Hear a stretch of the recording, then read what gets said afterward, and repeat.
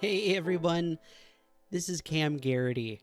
Welcome back to This Should Have Been a Phone Call. Today on the show, we have a key player in the history of television comedy over the last 3 decades, Wally Feresten. Wally is the head of the cue card department at Saturday Night Live, where he's worked for 31 years. His company, New York City Cue Cards, has serviced programs like Late Night with Seth Meyers, The Amber Ruffin Show, Conan, and The Late Show with David Letterman, among many others. He also founded Cue Cards by Wally in 2020, where he sells custom messages on the same cue cards used by these iconic shows. Now, in addition to lending his expertise behind the scenes, Wally has made himself known on camera too. He can be spotted on episodes of SNL throughout his tenure, on Carson Daly and 30 Rock, and most recently in his regular appearances on Seth Meyers' show during the opening monologues and A Closer Look. I really love learning about the nuts and bolts of how film and television gets made, so this conversation was really a delight. As a graphic designer and handwriting enthusiast, plus, of course, a huge fan of all the shows I've just mentioned, I was definitely starstruck and geeking out all through our time together, especially when he low-key considers me for a job. So make sure you stick around for that. This should have been a phone call with my pen pal, Wally Feresten.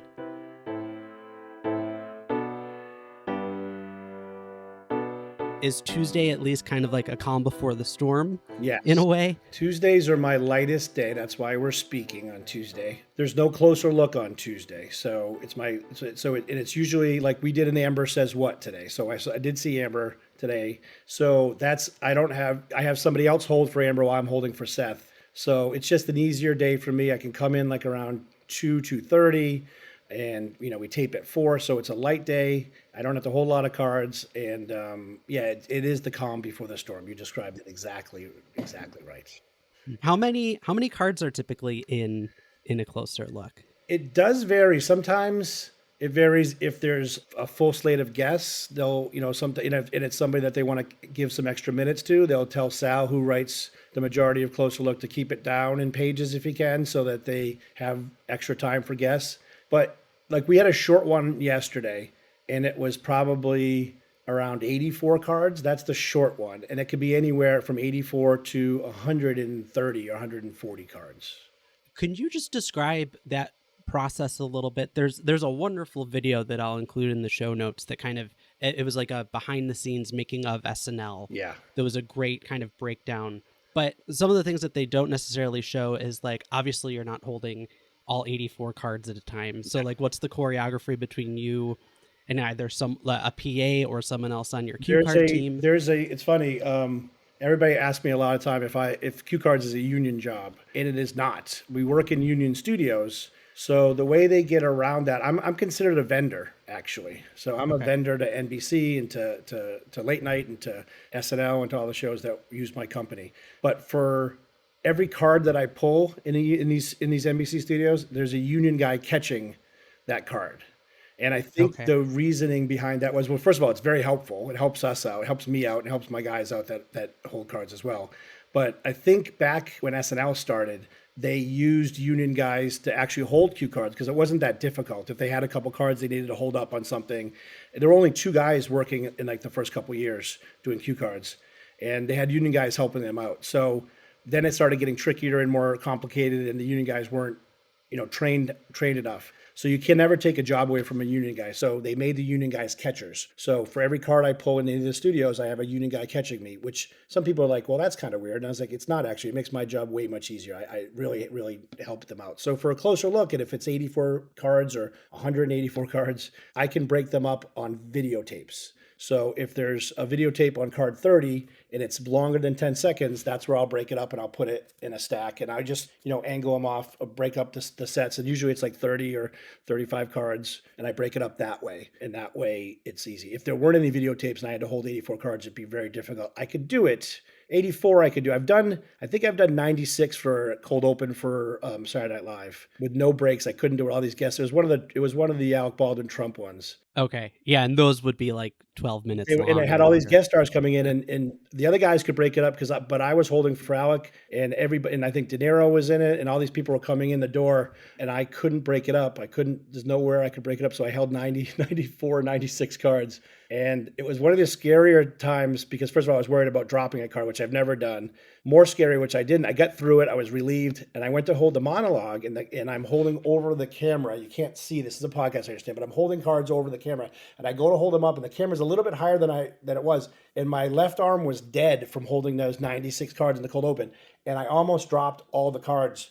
But they were shaking. I remember I think it was Matt Damon was hosting, and the cards, my arm was literally shaking because it was so weak from holding the 96 cards from the sketch before. It was dead. Yeah. And I had to rest it. I looked at the cameraman. He saw my panic in my eyes, and he lowered his camera, and I just had to rest the cards on the camera lens because I couldn't support it with my arm. So it was really, really scary. It was really scary.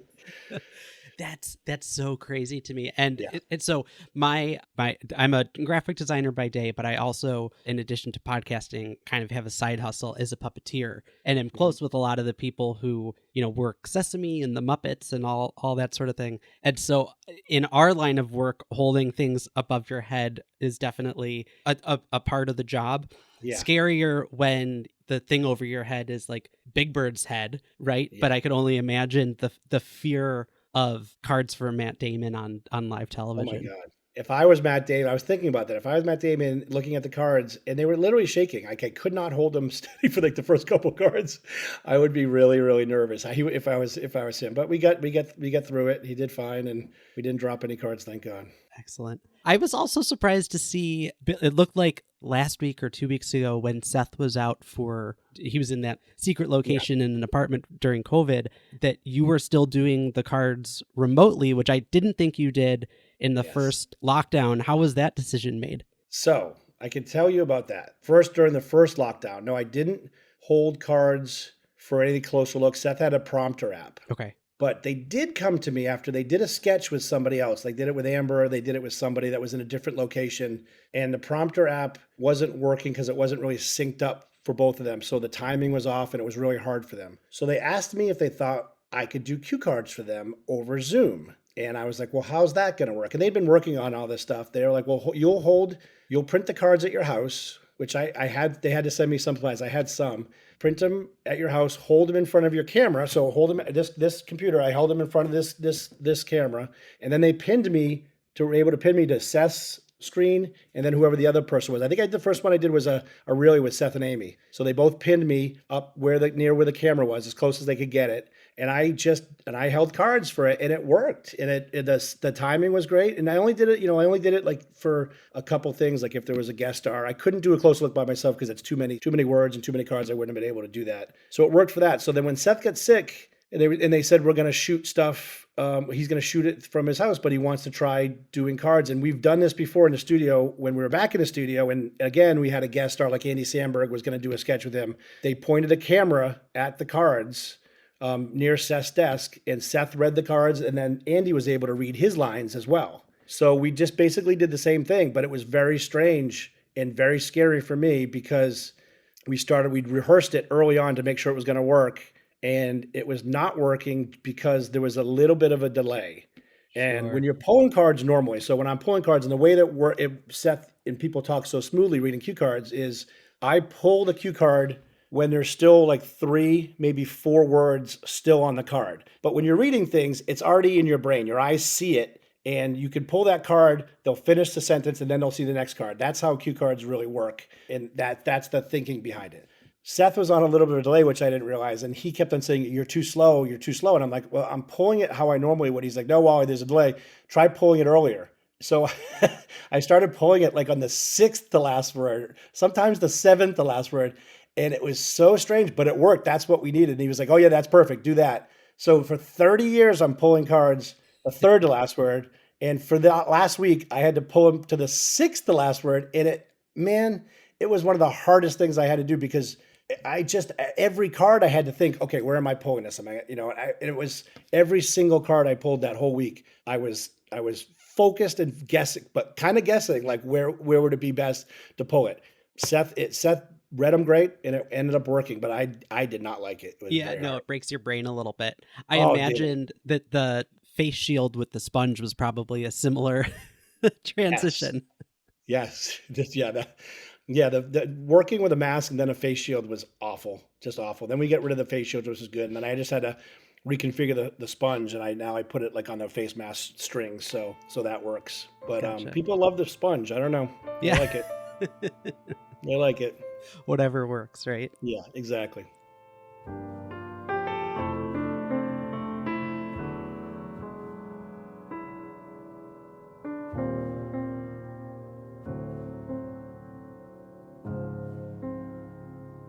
What's a physical possession that you've had the longest? Not cue card related? You mean just anything? Yeah, just anything. Physical possession I've had the longest. I have couple notebooks of things I wrote in high school that I kind of go back and look at. And I knew I wanted to be a writer, I think since the fifth grade. So I was doing a lot of writing on my own. But I have these notebooks of things I wrote when I was in high school that are really fun and funny to look back at. And just still, I see my creativity, but I see my amateurish, and not knowing anything about the world or anything about really writing and comedy or anything. But, there's some funny things in there, but not anything that could be published. But it's just fun to go look back at how you were in high school, Right. and what you were Yeah, that thinking little about. time capsule. And I'm Yeah. sure probably looking back, you could see maybe the influences that you were pulling from either shows or sets Uh, that you liked and admired. And Most of it was fully copied from Monty Python or Benny Hill or, Saturday Night Live. I mean, I was watching that. I was watching that since I was 10 years old too. So yeah, a lot of copying, but that's how you learn.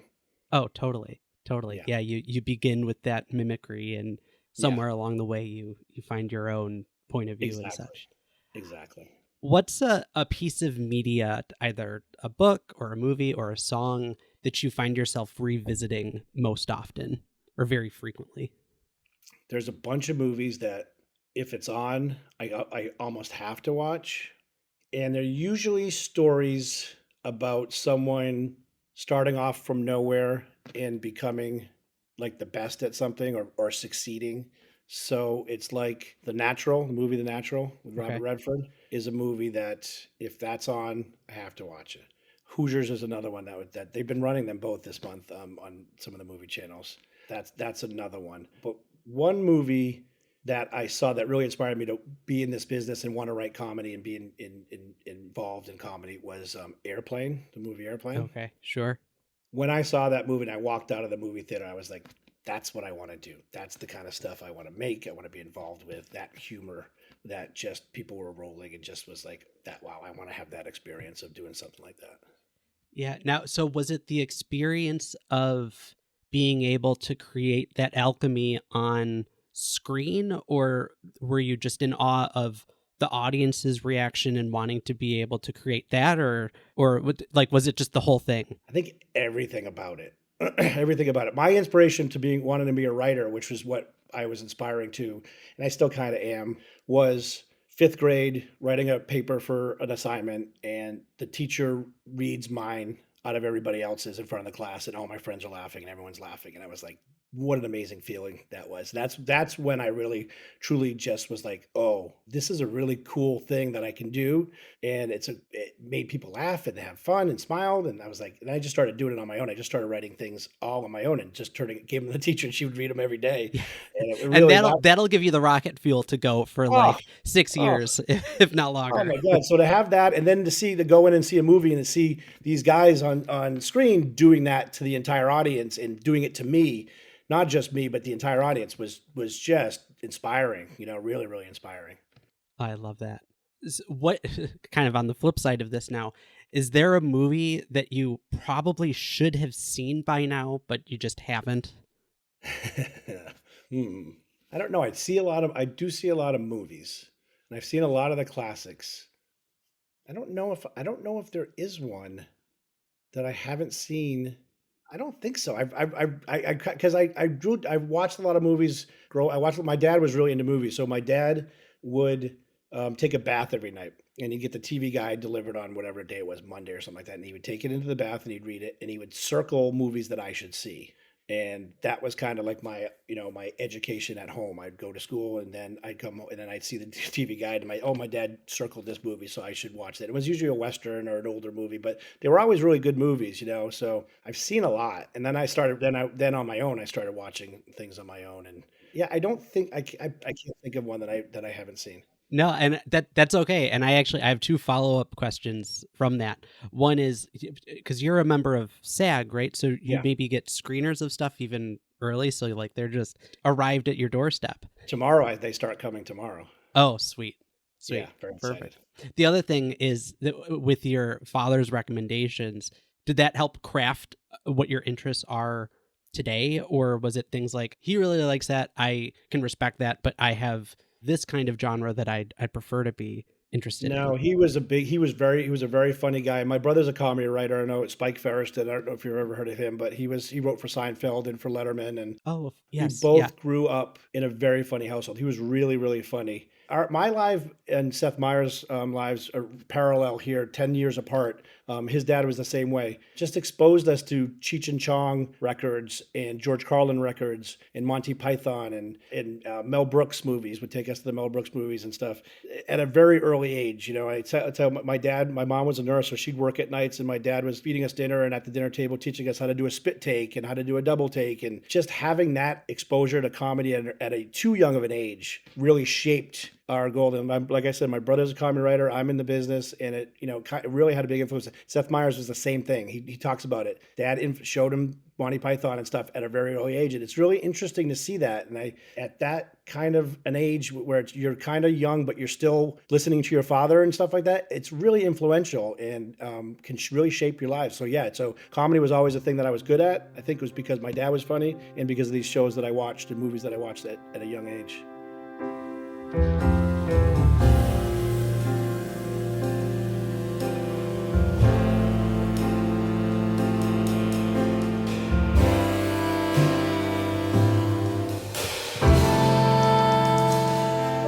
started SNL, I want to make sure I have the timeline right. You started in 90.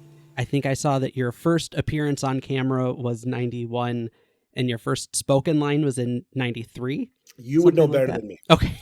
Was it spoke? What was the? Do you know what it was? The spoken line was an Alec Baldwin opening. Oh, that monologue. might have been. Yeah, that was definitely. I don't know if it was my first, but yeah, I was the monologue, Alec Baldwin monologue, where he gave me $50 for printing his lines in blue, like he likes it. Yeah, that was Paul McCartney, musical guest, I think, that show. I don't have a big memory for these because I've been there for so long. People ask me, who was a musical guest for that? I go, I have no idea. Oh yeah, well, I mean that would be like asking, hey, 30 years ago, did you have a meeting with Jorgensen on the same day that you got coffee for McKinley? And it's like, I don't know. Right. Like people were asking me after Bob Saget died, did he ever host? And I was like, no, I don't think he did. And then they looked it up and they were like, yeah, he hosted. And I was like, well, it must have been before I started. He's like, no, he hosted in 95. Yeah. I go, I have no memory of that. I have no memory of him hosting. Right. But so all this being said, it feels like those are certainly fun kind of inside show business appearances. But the appearances that you've been doing on especially Seth and Amber's show seems to be something different. Have you been enjoying, or what has it meant for you to have this kind of newfound exposure and recognition? Oh, it's been fantastic. I mean, yes. So I would appear once in a while on SNL. I did Carson Daly last call when he started. I was in the same SNL studio on Monday, Tuesday, Wednesdays. I was his cue card guy for the first 3 years before he moved to LA, and he would put me on camera because there was nobody else to put on camera. So I did stuff there, and then once in a while, I was in 30 Rock for a couple episodes. Tina was nice enough to put me in, but these were always, I was never in SAG. Okay, so for 27, 28, 29 years, I did appearances, but it was never enough for SAG to come after me. And then Seth started putting me on a decent amount, like in sketches when the show was still trying to find its way. There would be Wally sketches, and that was really fun. And we did a lot of those, so much so that that SAG made me join. They said he cannot be on camera anymore unless he joins, which was great. But I was like, oh, great, that's like $3,000 to join, and then these yearly dues, and I'm not going to be on enough to get like insurance or pension plan. But I was smart enough to say to them and no, I go, I know they rerun a lot of the stuff that I was in, and I never got residual checks. I always get paid for the initial thing, but I never got residual. So I asked them when I was joining, what do you do with residual checks? Because I think there might be some, if you weren't a member, we put that in a trust and we hold it until you join, if you join. And I was like, okay, so I'm joining and it's costing me $3,000. Do you have any money in a trust for me? And they looked and they're like, yes, we do. I was like, how much do you have? They had $9,000 in a trust, Nice. in a trust for me. So I made $6,000 by joining SAG.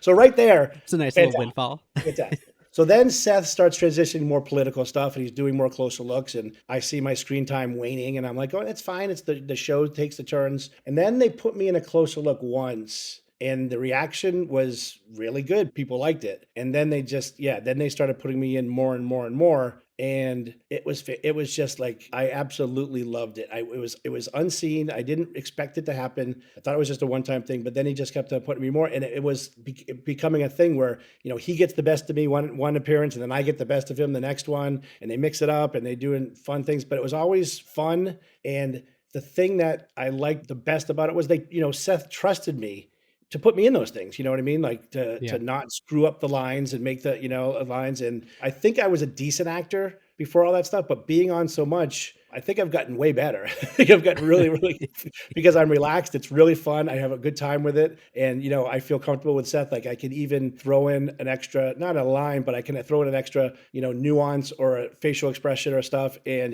make him laugh because he's not expecting it. And it's just really fun. It's been a blast. It's really neat. It's really, really neat. Oh, for sure. No, it's a lot of fun. It feels like one of those things that, it was maybe a throwaway the first time that someone said, oh, and we'll cut to Wally and he'll say a thing. But now people kind of come to expect it. Like, at some point this week, we'll see him show up in a closer look or whatever else. It's really great. It's really fun. And Seth goes and reads the comments on YouTube, and I've started reading them too. And there, a lot of them are about me and really usually nice things. There's the couple that, what's Wally? What's this guy Wally? What's he doing in there? Why are they even using, things like that. But most of them are really fun and great and supportive. And Seth reads those as well. And he's, he tells me, he was like, people come up to him at restaurants like, we want more Wally. I was like, seriously? He's like, yeah. Seriously, he's like, I've created a monster, I know, but it's really fun. He likes it a lot. And maybe an obvious question, but do you get cue cards when you have to? Yes, a lot of people ask that. A lot of people, who holds the cue cards for Wally when he's talking? So if it's just a couple words, I just memorize it. I just have it memorized. Mm-hmm. But if it's lines where I'm worried I'm going to say it right, not say it right, or then, I have 4 guys that work on that show now because they want close look printed really fast. So I'll have somebody hold my cards. I'll say, hey, I need cards for this print. Make sure you dupe those cards and hold, I show them where to hold them and stuff. So just so I don't screw up. It makes it easier for me because you got to remember, I'm doing my job while also acting in this thing. So and I don't find out if I'm going to be in it. So we tape at 4. And we don't get a closer look until 2:15 before the show. And that's when I find out if I'm in it or not. So while I'm printing closer look with the 4 other guys, I'm trying to read my lines and get a take on them and memorize them and then figure out, do I need cards for it? How am I going to do this? It's not easy. So I'm holding cards for doing my job and then thinking about, I have to act in like 2 minutes, don't screw this up, Right. No, that's actually something that I've started doing when I'm watching some of the more extended back and forths between you and Seth, because you're flipping his cards in the time so that you could keep going. It's like this wonderful little Easter egg, eagle-eyed fans you could look. Yeah. Sometimes I'm doing that. Sometimes I have another guy hold. So I'll stand next to the camera. If you see with my mask off in a sketch, then someone else is holding Seth's cards. Like I'll be the camera. They're standing right near the camera, and Seth is playing those because sometimes just physically they have me putting on glasses or drinking a friggin' pina colada or something. I can't physically do my job plus all these acting. So, but I have to figure that out too. They say, okay, how are you going to do this? And then I have to figure that logistics out too. So it's all fun. I love it. I don't want to put anything bad about it, but it's part of the job where it's like, okay, I'll have Brian who works for me hold this part, and I'll do this, and then I'll I'll take the next part. You know what I mean? It's just figuring out the logistics of it, but it's great. It's great. It's a lot of fun. And fortunately, this cut video is 60 seconds long, so I could do the costume change and Yeah. put my mask back on. Right. Exactly. Yep. Yeah. This is more of an SNL type question, but are there general patterns that you've noticed over the years? And obviously there are always exceptions to the rule, but about people from specific industries in relation to their strength at being able to read cue cards and being able to like adapt to it very quickly. For instance, I know you've mentioned that like a lot of Hollywood types are really thrown by it, but I could imagine maybe if you have a political guest show up that they're maybe more used to kind of reading things right off of but that's in my mind. Again, that's reading. They're used to probably reading teleprompter. It's a weird, cue cards are a weird thing, and the movie actors are thrown off by it just because they're used to looking into another actor's eyes while they're saying their lines. Yeah. And at SNL, that doesn't happen. It very rarely happens. You're looking at the cue cards, and then the other actors are looking at the cue cards. And that's what the cast members will tell them. They're like, where are you looking during the sketch? He's like, oh, I'm not going to be looking at you. I'm going to be looking at Wally's cards over here. You're going to be looking at Wally's cards over there, you know? So it's a weird... they're not used to it. But then you get some actors like, John Hamm comes in, never read cue cards before, and is in movies and in TV, and he was fantastic. He picked it up right quick. I think it depends on how nervous they are. If someone's really, really nervous, first of all, about the cue cards, about being on the show, then it's kind of a harder show for them and for me because they're really paying attention to where am I looking right? Am I looking, you know what I mean? And then they start focusing on the cards too much more so than they're acting in the sketch. And they overthink it. There's been a lot of actors that overthink it and then they don't come off looking great because that's all they're thinking about. They're not thinking about just performing. Just perform. And, my job is to try to calm them down and not have them worrying about cards, have them thinking about their character and the acting more than the cue cards. Cue cards are just there to help them. I try to say the cue cards are there to help you. Whoever you're talking to, you look past that person and because there's going to be a set of cards there. Don't think about it. Just look at the cards, who you should be looking at. I trust that. But again, it's live, it's SNL, right? And people are nervous. And I imagine there's probably got to be. I'm sure that the new people who come on SNL as cast members, like there's no boot camp for how SNL works. So like they're learning kind of trial by fire too, right? Yeah. When we had some new cast members this year and I'll talk to them like on Thursday, like it's not before that. And I'll just say, how's your eyesight? Colors probably you're a new guy. So your colors are going to change from blue to red to green to brown. There's going to be no rhyme or reason. If you're not sure what your color is in a sketch, ask me, I'll tell you before we start. But otherwise, I invite them to come by between sketches and read your cards. If you want to practice, if you have a lot of lines in something. But yeah, it's trial by fire. And then James, the new featured player, his first show, he played Biden in the cold open, and he was in like 3 other sketches with big parts. And I was like, and he did great. And I said to him, I go, you might want to run these cards, especially the cold open. You might want to run these cards before you go out there. And he was like, oh yeah, that's a great idea. And he never came by because again, he's probably busy doing other stuff and getting ready, getting the makeup on. And we were probably doing changes to last minute. We probably wouldn't even be able to show him. And he killed it. He freaking killed it. And that's not a normal thing. That's not a natural thing. It's not a natural thing to read cue cards, especially your first show. You're playing the president in the cold open. I was amazed. I mean, I was really, really amazed. He overwhelmed me with I can't believe he did that well. Yeah, I suppose that's not an applicable skill that you can bring in from another.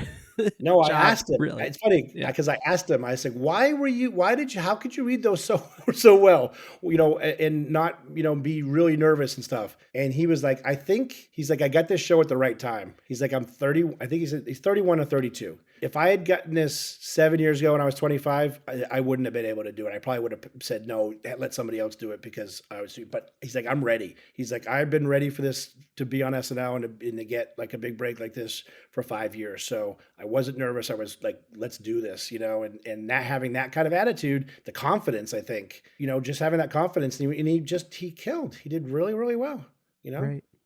Can you kind of describe, because there's got to be, no matter how confident a person is or not, there's a connection, a synthesis that you have with the host or with the anchor or whoever's reading off your cards.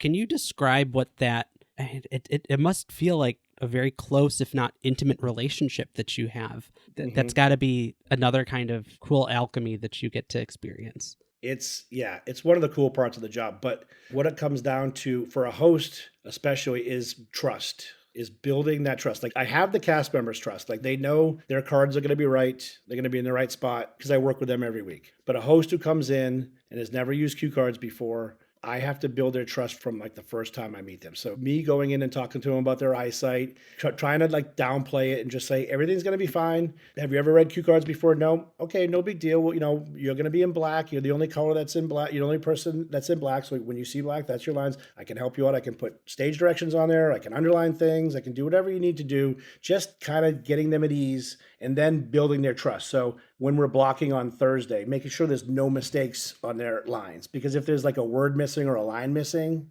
you don't get their trust. They start, oh, is there going to be a line missing on Saturday? There's a line missing. You know what I mean? Like that's a bad thing. So I try to tell my guys, like proofread these really well, especially the host lines, because we gain their trust on Thursday. Friday's a long day where again, we gain their trust, and I kind of go over the cards, and they're harder sketches on Friday, and I'll say the cards are going to be here, the cards are going to be there, I'm going to be here, and they're like, oh, that's great. And then on Saturday, they'll see where the cards they're exactly where I told them. And if they were looking in the wrong thing, the director will stop and say, hey, look, you should be looking over there. Or I'll tell them, hey, for this part, you should be looking at this because this camera's on, like that kind of thing. And then, hopefully they feel comfortable, and they have the run through on Saturday, and then they have dress rehearsal to get even more comfortable. And then they have the live show. And right before the live show, we run the monologue.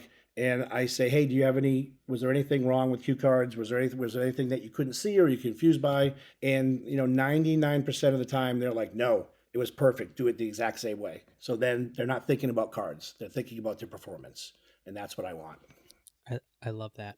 But yeah, no, building the trust, that's a great thing. So, and pre-COVID, we'd have these like Cameron Diaz and all these great actresses hosting, and I would get these great big hugs and kisses after the show, either at the cast party or in the dressing room, and it was just like I helped them out, and they were so thankful. And with COVID, I don't get those anymore. I get a hug every once in a while now, but I miss a little bit of that. But they're very thankful of the job that me and my crew do. And it's just, for me to come through for someone in that position, hosting a live show, helping them out and doing it perfectly, that's my goal. And it's really rewarding when that happens, every Saturday after the show's over.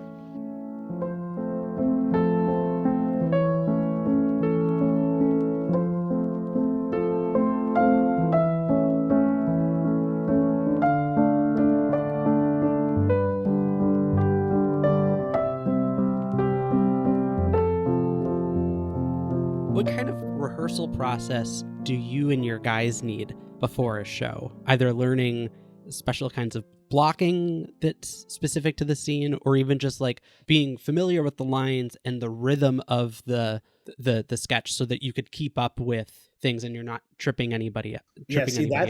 I get to see a sketch 6 times. So I'm the only one who blocks things. We only block with one set of cards. So while I'm blocking sketches, the other guys are printing the other sketches and duping them and making the other sets. So when I'm blocking it, I'm looking at the positions we need and where my guys are going to be. And I'm thinking about which guy's going to hold it depending on how much experience they have. If it's a hard thing and they have to make a move, or they have to have to be on a ladder or something, whatever it is. So I get to see it like 3 times on Thursday or 3 times on Friday. They're only seeing it 3 times. They get to see it on Thursday during run through, and then they get dress rehearsal, and then they get air. So they're at a little bit of a disadvantage. By air show, I've seen the positions 5 times, but that's why I need to see it, because I'm basically telling them, okay, Roman, you're going to be over here, and you have to move cameras between here and here, maybe write it on the cards. And Brian, you're over here. You don't have to do only 2 people are going to be looking at your cards like maybe 2 times. So just be in that position, and you can just stay there. So they just basically taking direction from me. And then, things happen where cameras move or they're in a different spot, or wait, that camera wasn't there yesterday. Like, oh yeah, we added the camera. I'm like, well, that's where we were going to stand. Things like that. So it's really all in my head from blocking, and me telling the guys where they should be and how they should hold it. And then again, things change and rotate, and they move. Sometimes they'll move a set. If they cut a sketch before the show, they'll move one set from one side of the studio to that place, and then it's all different. I got to kind of reblock the whole thing. But it's basically me looking at all the positions and all the areas where things could go wrong or things could be blocked, and making sure that my guys, like, they'll build a set sometimes. So we're on the sides, we'll be in a set of cards in the center usually, and then we'll be on one on the left side and one on the right side. And then they'll build the set, set after we block it with not the whole set like made, and they put like a big shelves where we're going to stand, and now the cards are out more, but the camera sees us. So there's things like that we have to now, we have to do. And I'm like, can we get rid of the shelves? And they're like, no, it's kind of part of the scene that we need to see it. So then I have to work around that kind of thing. So it's just a matter of me looking at the individual sketch, figuring it out, and then teaching it to the guys that are going to hold with me. Then we work it out. But yeah, they're at a disadvantage because they only get to do it 3 times, where I can do it 6 times and I get a really better feel of it. And then in terms of learning the rhythm and like these lines are going to be delivered really fast or Yes. or kind of on the slower side, what are you able to familiarize that just through seeing it 6 times or Yes. or for your guys the 3 or 4 times? Yeah, I mean, and it's sometimes those are the things where these guys have been holding for years, so they can pick up. And sometimes I forget to say, "Oh, this is going to be really fast, guys," because they're singing and she can't see very well. So there's only like 7 words on a card. So get ready to pull. It's just getting the rhythm is just like you doing it. You know what I mean? Doing it. But yes, whether it's fast or whether it's slow, if it's really fast, I'll put my best guys on it. If it's something that's slow and plotting, then one of the younger guys can hold it possibly. But again, it's just once you do it once for the run through Saturday afternoon, you have a pretty good idea what it is, and they're good enough to know. Oh yeah, okay, I need to get ready and pull these faster. Or we double sometimes. Hold one card over the other one, and sometimes we pull. If it's really fast, I'll say, hey, it's really fast. Just pull the cards. Don't worry about doubling because you'll be moving them all over the place. They won't be able to see them. So the rhythm is something you'll learn once you do it once, and then you'll be okay. Unless you're on a Zoom call with Seth Meyers, and then all bets are off. Yeah. What you mentioned getting up on ladders and some other kind of weird positions. Did I hear right? That was kind of a hazing thing that you went through when you first started? Well, I don't think it was hazing. I think the guy that hired me wanted to have me fired. So he was trying to get me to screw up because my handwriting was not great.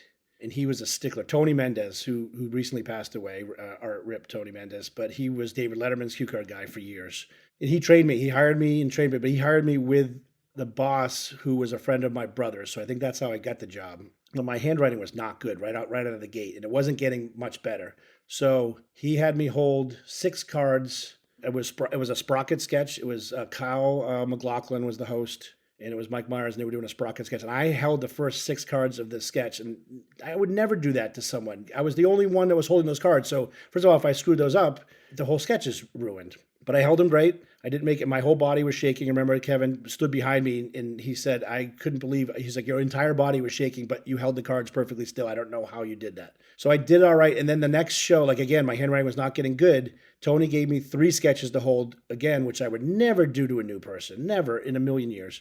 And they were all like 30, 40 card sketches. One was on a ladder. I had to balance on a ladder. Another one, I was lying flat on my stomach, like basically holding, because I had to be really low. And then another one was like maybe it was even longer. Maybe it was like 50 cards. And I held them perfectly. I did not make any mistakes, and it went perfectly. And I think a light bulb went off in his head, like going, okay, his printing's not great. We'll get that better. But he's really good at holding. For some reason, I was really good at holding.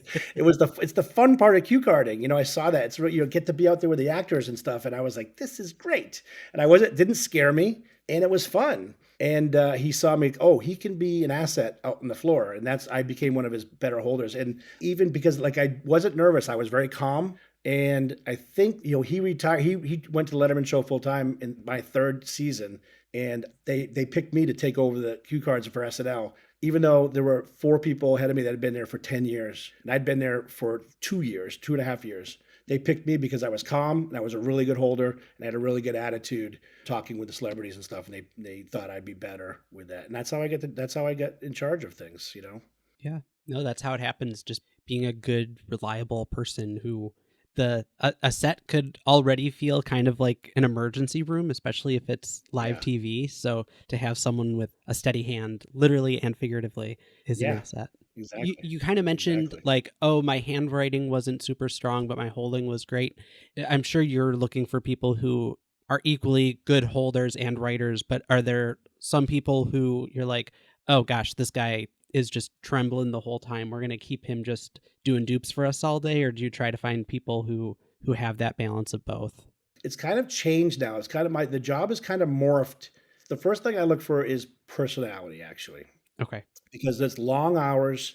sitting in close quarters with people, and you want everybody to get along. And I don't want squabbling and like, oh, I don't like this guy, the way he does this, or you know what I mean? I can't have that. So I look for somebody with a good personality that will get along with everybody. That's the first thing I look for. And then now, a lot of my guys that work for me now have never held stuff, or maybe have held one or two cards because I've hired them just to help print cards on Fridays. So I just look at their printing, and it's kind of bad on my part because it's kind of limits what I can use them for. If they can only print, they can't hold. So I think it's something I'm going to try to fix. But because of COVID, we can't have as many people in the studio. So me and two other guys hold everything instead of where I would mix it up, and someone would hold 3 sketches, someone would hold 2 sketches. I try to everybody hold a little bit.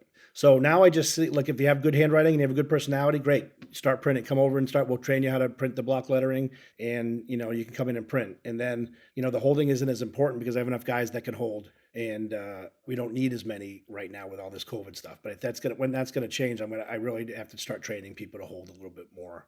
So it's really the handwriting and the personality that is important right now. And actually, going back, I'd meant to ask too, do you have a strangest position that you've had to hold cards from or maintain for the longest amount of time? Ladder. I mean, there's only so many different positions you can do. I'm trying to think of what. There was one, I was on a ladder. There was a sketch that was cut last week. It was Steve Harvey courtroom sketch. And those are always hard to shoot because of the angles of the cameras and stuff. So what they did was they cut a square hole 2 cue card sizes up and across. And Steve made an entrance through doors behind the desk. And when he sat down, they closed the doors, and then they opened up the window, and I held cards through that, but I couldn't see any of the actors. I was on a ladder holding on a platform, just trusting that they could see the cards. So that's kind of unsettling, that was an unsettling kind of a position to do it. But I can't think of anything else besides something like that where, we do, if someone's saying lines into a mirror, we'll do the cards backwards. So we'll print them backwards and then hold them at an angle so the camera can't see it, but actors can see it in the mirror and it reflects properly for them. So they read the cards out. But try reading that. All the words are backwards on the card. To flip it, you have to read it backwards. And then I have only a couple guys that know how to write them backwards. That's a skill unto its own. That's a whole different thing. Yeah. Yeah. So that's unsettling. That's a little unsettling. I love that. There's something else that I'm curious about, and this comes from my interest in the Muppets. And you guys have had the Muppets on often enough where you maybe have a system for it. But what do you do when the Muppet performers need cue cards? They read off scripts. Oh, okay. Because they're down below, like I just did cards for the Michael Bublé special that Lauren produced. Christmas sure. Special. And Kermit was on that. Yeah. So he who is he? Was it him doing stuff? Yeah, it was him. Was it him doing stuff with Kermit? I think it was. He did. It was Michael Bublé. So and Matt Vogel doing yes. Kermit. And I know typically they tape stuff to their monitors that they have as reference. They had monitors, and there were 2 of them actually. So I think they just had scripts, and they were just turning the pages, I believe. Yeah. But yeah, there's just no place for them to look for cue cards, so they're just reading off of scripts, or they might have even been feeding them prompter lines, to the monitor as well. Right. But that's what they do. So it's actually easier for me because I only have to do 1 set of cards. I don't have to do a set for them. Yeah. So it's nice. Also, speaking of puppetry, I was kind of thrilled when I was doing research to find out that you were a writer on Wienerville. Because that was, growing up in the 90s, that was one of the shows that I kind of have seared into my brain. Really? How was your experience on that? It was my first writing job because I wanted to be a writer. And it's funny, I took the job at SNL to get my foot in the door and make connections to become a writer. And the guy that hired me, Kevin Kay, was a low-level executive at Nickelodeon.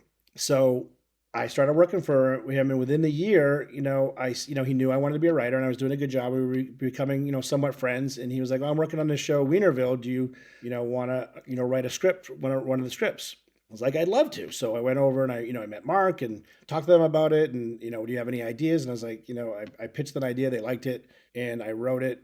And they liked it so much. I think I wrote 3 episodes. They hired me to do 2 more episodes, but the money was like, maybe it was like $300 for a whole script and stuff like that. But I didn't care. It was first money. It was fantastic. It was so much fun. I was like, great, this is what I want to do. I'm finally doing what I want to do. But again, it was like maybe $300 for this first script, and I wasn't on staff, so it was all freelance. But it was I loved it. I absolutely loved it. And to see my stuff, write something and then see it on Nickelodeon, it was really really cool, really really fun.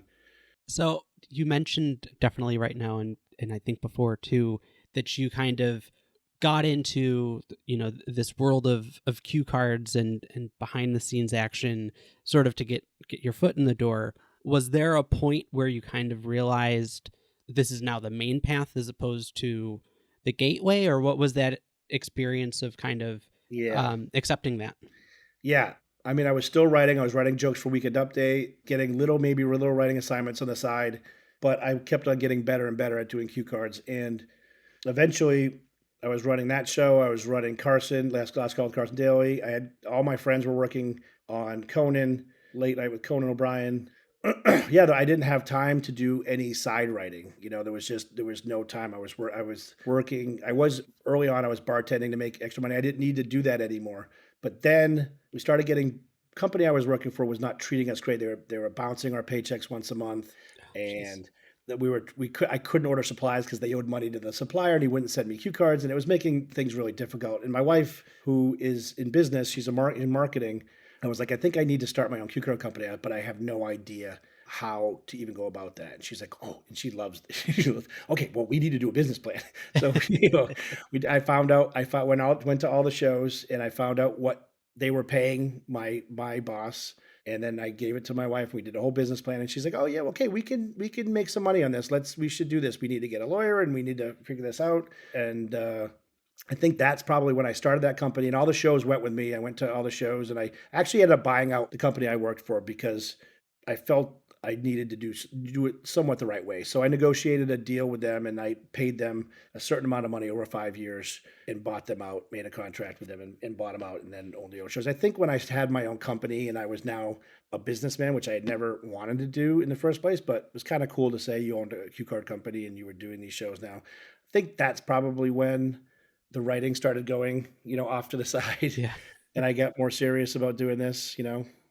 No, that makes sense. But it also, to be able to have that level of ownership, it goes from just being a job where you're, in a sense, punching in, punching out, to like, oh, now I really, can kind of make this my own. I imagine there are maybe things that you decided to change once you were the head of things, and yeah, you get to really put your own fingerprints on it. Yeah, it was a thing. Like I said, I'd never ever thought about owning any kind of company. I didn't want to be a business owner. It was never one of my dreams, or it was one of my wife's dreams. I realized after I mentioned this kind of thing. And now I own two companies. Now I own two cue card companies, and it was just, yeah. I think it just gave me a level of respect. I was dealing with executives now, and I was doing invoices, and I was doing payroll, and I learned all these things, it's the kind of the things that I really don't enjoy doing, but there's a joy of paying people something that helps them pay their rent and pay bills and be able to live, and hiring people and doing things like that. And I've started a 401k with the company for employees, and I do profit sharing every year, and that kind of stuff helps me out, but it also helps these young guys out and these people that work for me. So there's a really cool enjoyment of that. Yeah, getting and just having being like two different things. I work hands on, but also I own my own company, and I kind of do things on that level, which is really neat.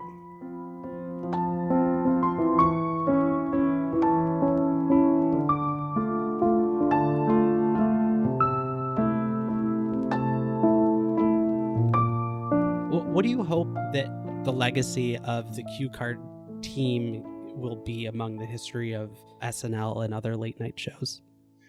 Wow, I mean, Lauren considers cue cards a part of the show. When things were normal and you could see audiences leaving and talk to audience members and stuff like that, I'd have people just coming up to me and saying, I was watching you and your guys do cue cards as much as I was watching the actors and the sketch going on.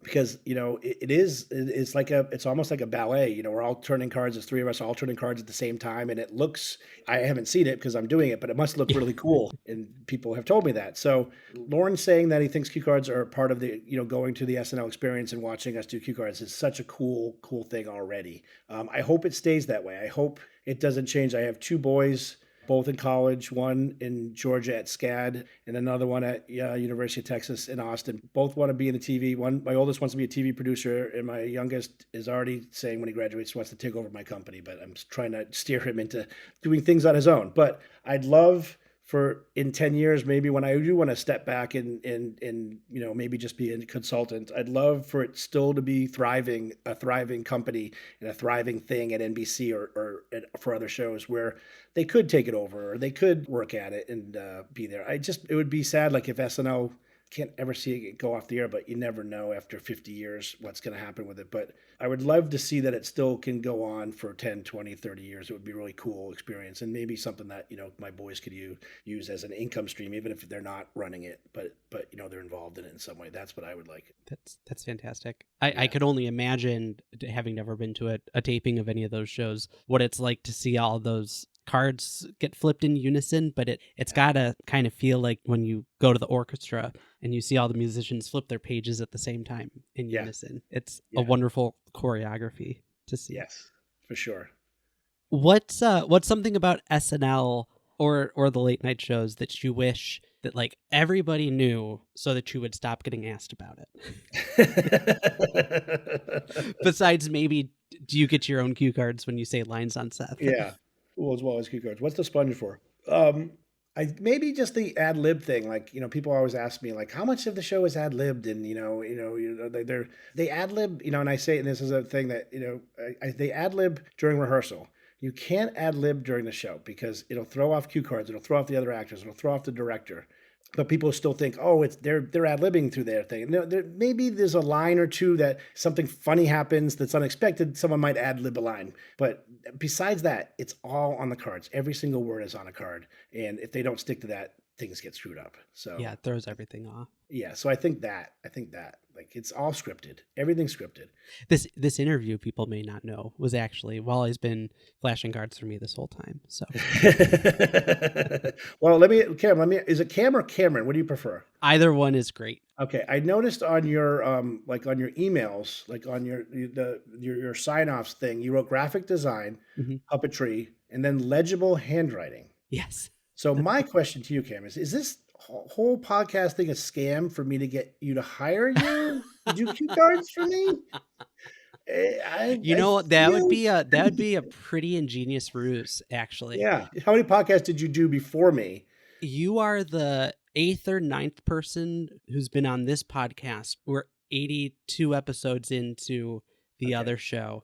So so all those were a lead up just for me to think you're legitimate enough to hire you to do cue cards. That's my thought process. Am I wrong?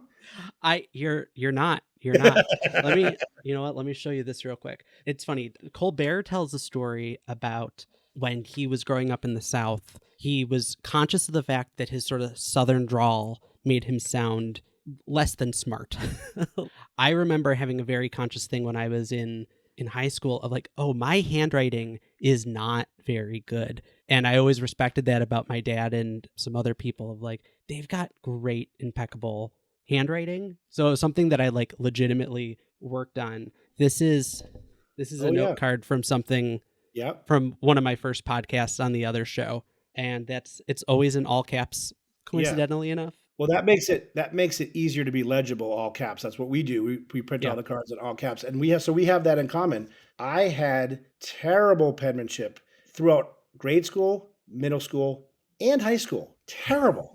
If you would ask any teacher of mine, told them in 10 years I'd be using my handwriting for my job, they would have laughed. They would have said, not a freaking chance in hell. Terrible. My printing got me a 401k. That's right.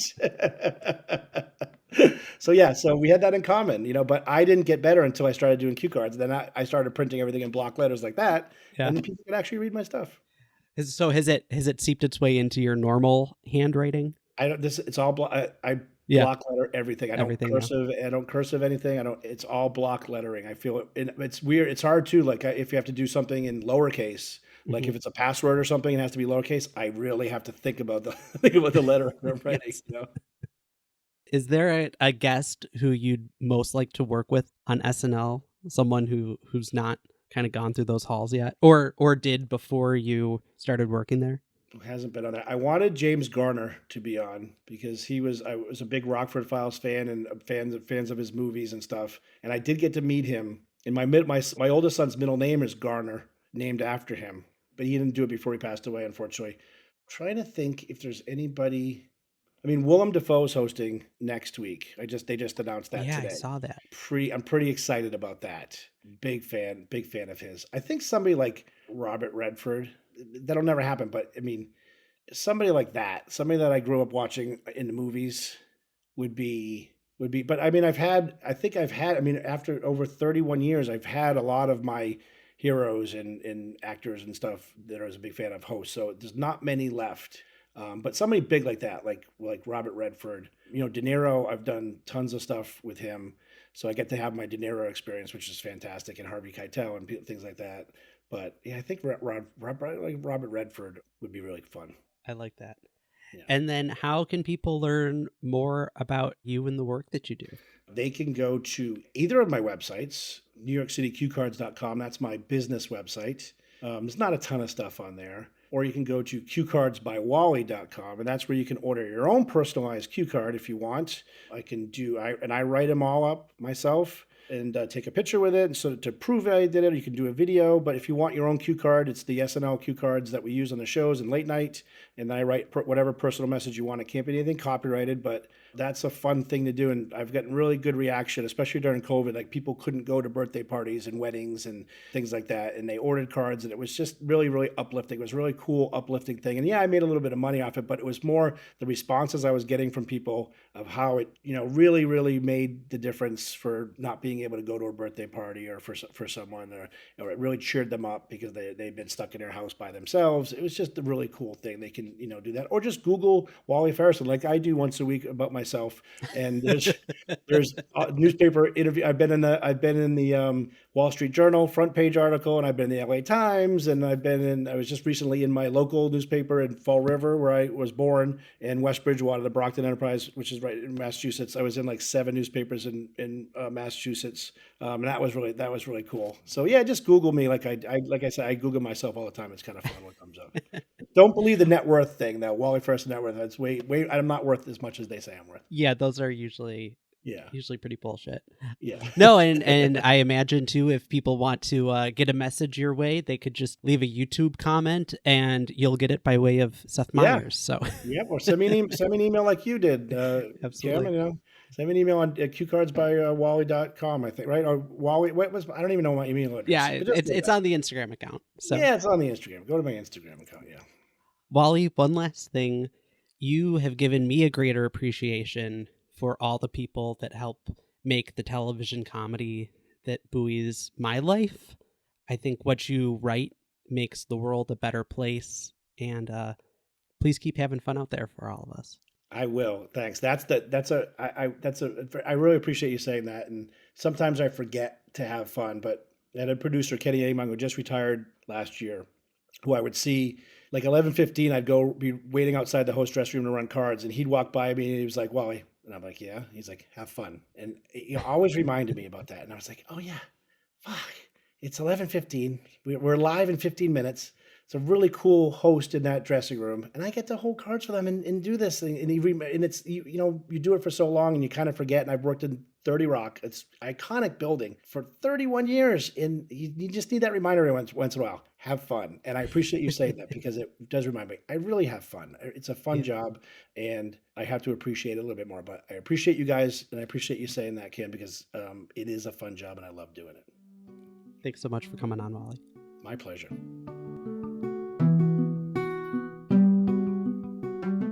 We did it. You came to the end of another episode of This Should Have Been a Phone Call.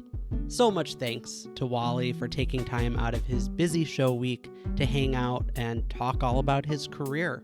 If this is your first time listening, there are plenty of other episodes of the show. Just go to phonecallpod.com and you can listen to all of them right now. Please give us a follow at phonecallpod wherever you get your social media.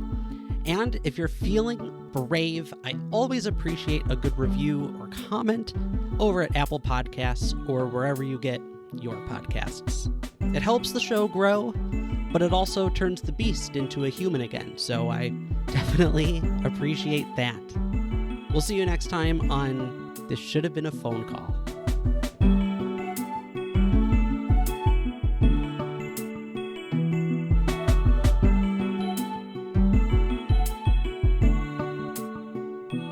Oh, and one more thing. I love you. You are enough. Keep going.